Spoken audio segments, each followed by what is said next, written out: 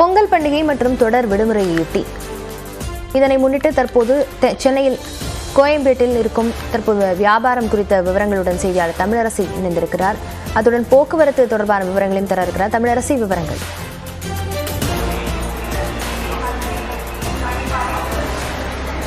பொங்கல் பண்டிகை மற்றும் தொடர் விடுமுறை காரணமாக சென்னையிலிருந்து சொந்த ஊர்களுக்கு பொதுமக்கள் செல்ல துவங்கியிருக்கின்றனர். சென்னையிலிருந்து 3 நாட்களுக்கு சிறப்பு பேருந்துகளும் இயக்கப்படுகிறது. நேற்று முதல் இந்த சிறப்பு பேருந்துகளானது இயக்கப்பட்டு வருகிறது. குறிப்பாக சென்னையில் அன்றாடம் இயக்கக்கூடிய 2100 பேருந்துகளுடன் கூடுதலாக 4706 சிறப்பு பேருந்துகளும் அதை தவிர்த்து மாநிலத்தின் பிற பகுதிகளில் இருந்து பல்வேறு ஊர்களுக்கு 8400க்கும் மேற்பட்ட சிறப்பு பேருந்துகள் இயக்கப்படும் என அறிவிக்கப்பட்டிருந்தது. இந்த நிலையில் நேற்று முதல் இந்த சிறப்பு பேருந்துகளானது இயக்கப்பட்டு வருகிறது. 3 நாட்கள் இந்த சிறப்பு பேருந்துகள் இயக்கப்படுகிறது.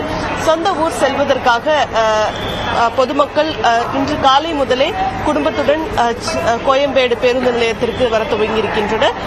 காலை முதலே இந்த சிறப்பு பேருந்துகளும் இயக்கப்படுகிறது. குறிப்பாக சென்னையில் 6 இடங்களில் இருந்து இந்த சிறப்பு பேருந்துகளானது இயக்கப்படுகிறது. குறிப்பாக மாதவரம் பேருந்து நிலையம், KK நகர், அதேபோல தாம்பரம் சானிட்டோரியம், கிளாம்பாக்கம், கோயம்பேடு உள்ளிட்ட 6 இடங்களில் இருந்து இந்த சிறப்பு பேருந்துகளானது இயக்கப்படுகிறது. பொதுமக்கள் முன்பதிவு செய்து வெளியூர்களுக்கு செல்லக்கூடிய பொதுமக்கள் முன்பதிவு செய்து செல்லலாம். அதேபோல இணைய வழி வாயிலாகவும் பொதுமக்கள் முன்பதிவு செய்யலாம். மேலும் இங்கு உதவி மையங்களும் அமைக்கப்பட்டிருக்கிறது. இந்த முறை கிளாம்பாக்கத்திலிருந்து சில பேருந்துகள் இயக்கப்படுவதன் காரணமாக பொதுமக்கள் வந்து செல்வதில் சில சிரமங்கள் தொடர்ந்து நீடித்து வருகிறது. இருப்பினும் கூட இன்று காலை முதலே பொதுமக்கள் இங்கு வெளியூர் செல்வதற்காக வர துவங்கியிருக்கின்றனர். விவரங்களுக்கு நன்றி தமிழரசி.